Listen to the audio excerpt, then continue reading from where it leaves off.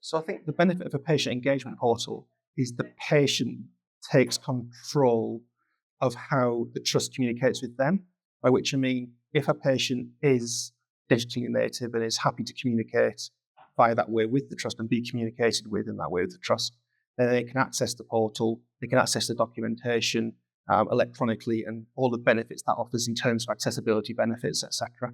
But if someone that isn't their preferred communication choice, then the benefit of the HCC portal is it then rolls off automatically into an analog format, such as a letter. And so we don't have to worry in our services about bridging that digital divide with each service. We can deliver a more accessible digital service to those patients that wish to receive that, or roll back to paper for those that don't. And so the real benefit for patients there is that they can choose the communication method that suits them.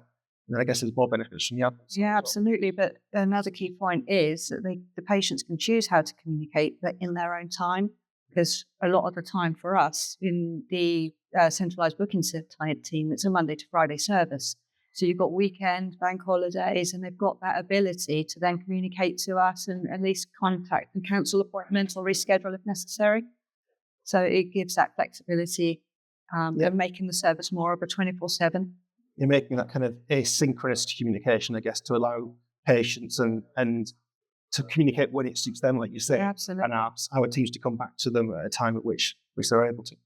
And I think the number of services, systems, background processes that are involved in generating, sending, checking receipt of, responding to queries on patient communication, there's so many moving parts there that are touching so many services within the hospital that you can't possibly expect to have a successful rollout unless you've got representation from those services all in communication. So even down to things like analytics, which clinicians often won't have any sort of insight into because it's very far removed from the sort of frontline service aspect of a trust. But they are absolutely crucial to this project working, getting that correct data from our data stores so that we can generate the communication we want to and get useful data back if it's things like waiting list validation, and then package that data up in a way that clinicians can understand it and respond to it.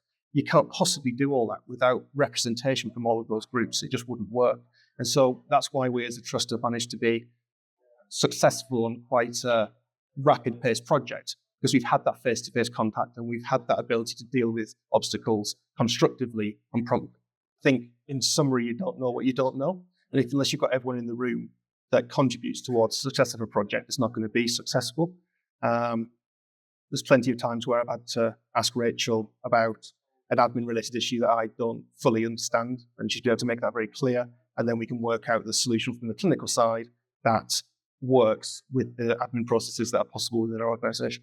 Absolutely. I mean, we've had a few disagreements, but it's about going back into the room and finding that solution.